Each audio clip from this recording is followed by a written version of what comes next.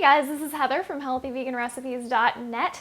So today is Veggie Burger Day. I know a lot of you are going to be excited. You're always asking me for more veggie burger recipes. So today we're going to make one and it's going to be super healthy.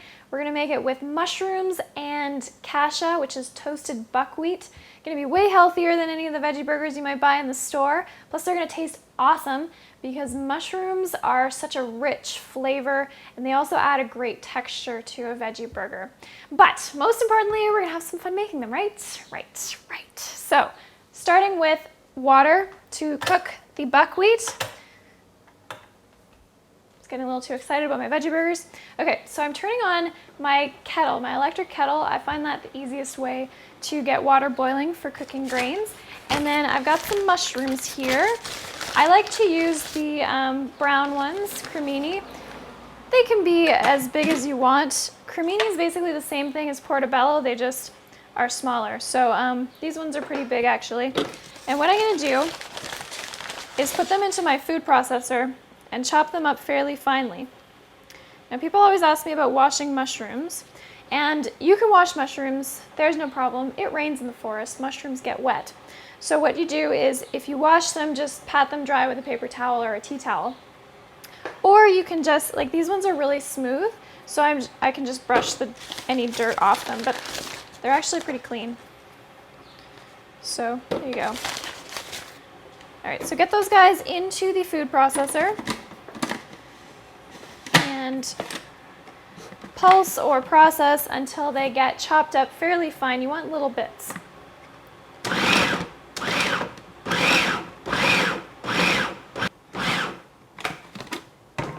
So somewhat like that, and then where there are big chunks that don't get processed, just kind of break them up and move them around and just keep going until you get bits of mushroom that are about like this.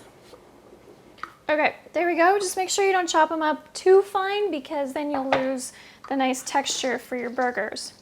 And what I'm gonna do now is, because mushrooms do release a lot of juice and they shrink quite a bit when they cook, what I want to do is get that happening before I put the burgers together. Otherwise, I'll put them together and then my burgers will have mushroom juice leaking out of them. So, you could cook them if you wanted before you put them in. But what I'm going to do is just marinate them. And what I'm going to marinate them with is some tamari, which is just a form of soy sauce. Fermented soybeans. You just want to try to look for one that's naturally fermented. And then stir your mushrooms with the tamari and let them sit while you get your buckwheat going. And what'll happen is the salt in the tamari, or the soy sauce, will help draw the moisture out of the mushrooms, shrink them a little bit, and get them all ready for becoming veggie burgers. Also gives them some nice flavor. They get to infuse with that. Okay, so my water is boiled. I've got a pot here. And what I'm gonna do is get some toasted buckwheat. Now there is toasted and untoasted. The toasted kind has a very distinctive flavor and it's a little bit reddish brown. So there it is, that's toasted buckwheat. It's also called kasha. I usually get it in the bulk section of my grocery store, but you can find it, I think Bob's Red Mills sells it. And anyway, look for that. If you can't find the toasted, the untoasted will work just fine. It just takes longer to cook and it doesn't have quite as much flavor. So you could toast it yourself. Just put it in a pot on dry heat or into the oven on a baking sheet for a little bit until it turns that nice reddish color. Okay, so that's 1 cup of kasha to 2 cups of water. I'm gonna put a sprinkle of sea salt in here to help it cook. Put the lid on and then bring it to a boil and on the stove and then let it simmer. When it's toasted, it only takes about 10, maybe 15 minutes to cook. Okay, so I've got this covered on the stove, brought it to a boil, which happens really quickly. That's why I boil the water before I put it in the pot, and then turn it down so that all the water doesn't evaporate. And like I said, The toasted buckwheat will cook really, really quickly. It's almost half cooked now. Now's the kind of time where if you bring a book with you into the kitchen or something like that, you can read while you cook. And everyone will think you're hard at work.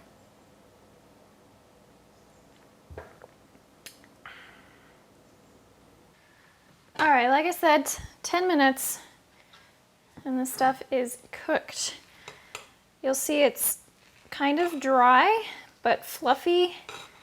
You can still see a few of the grains intact. That's how we want it for veggie burgers. If it's too mushy, then your veggie burgers won't have any texture, and they'll basically be like mashed potatoes in burger form, which might be good for some things, but not what I'm looking for today. And there's our mushrooms. They've been marinating with the tamari, and they are nice and soft.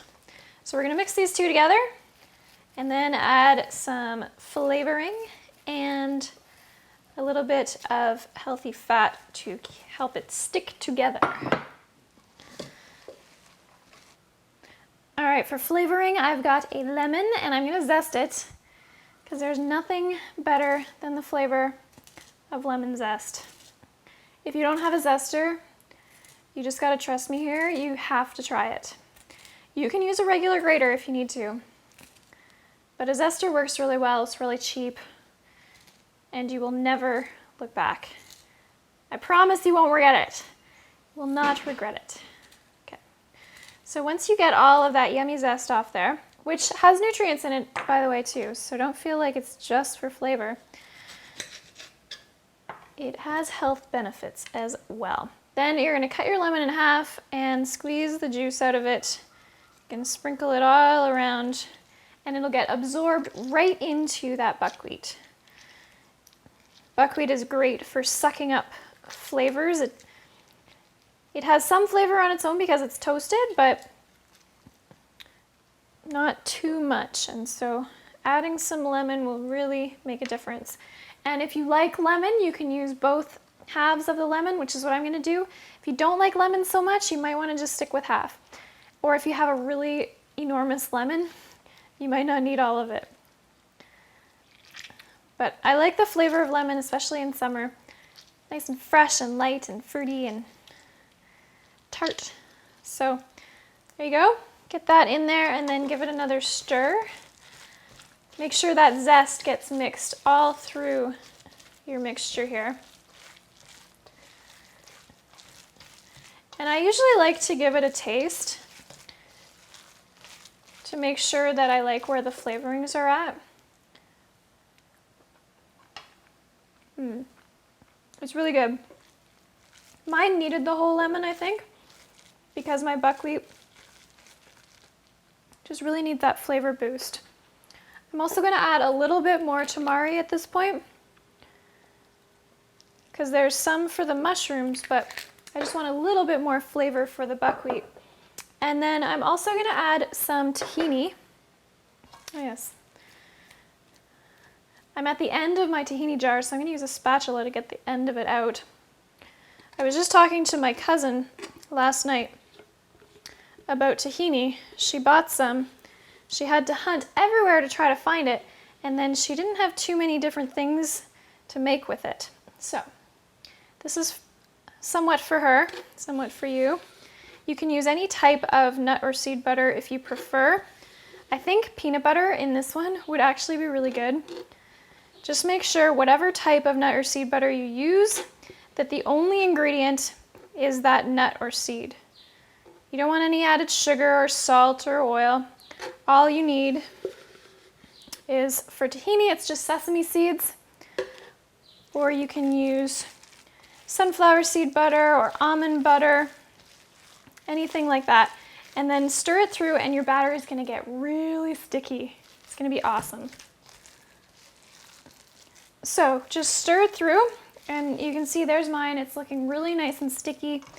The tahini or whatever kind of nut or seed butter you use, it helps it stick. It also helps it to get from being too dry when you bake it.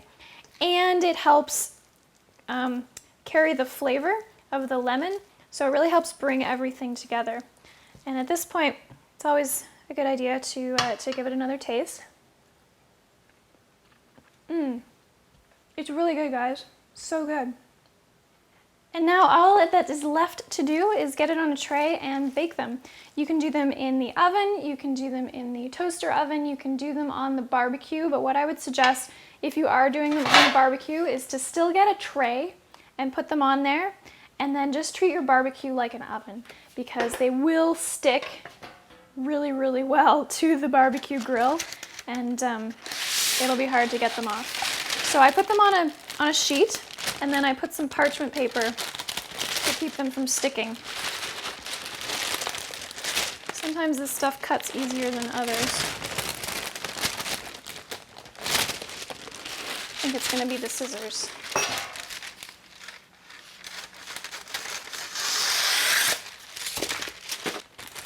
So just get a sheet about the size of your tray, and I just fold mine so that it fits on my mini tray for my toaster oven. I'm going to get the toaster oven started right now. I'm going to put it to about 350 and then just lay out some burger patty shapes. Okay, so there they are, ready to go into the oven. They're very, very moist, so they're going to take a little while to cook. And you can do this in different forms as well. So these are burgers, but you could do this just as easily into a loaf, or you could make little balls and make them into meatballs.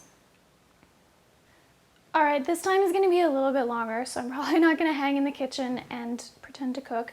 But this is great because you can go get something else done while your burgers are cooking. Multitask. It's awesome.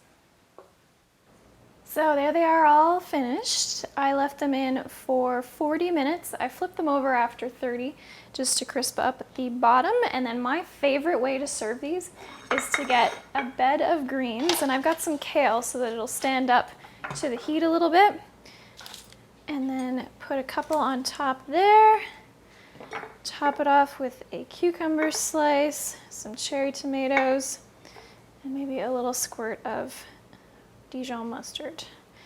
So there you go, beautiful buckwheat mushroom burgers for a nice summer afternoon.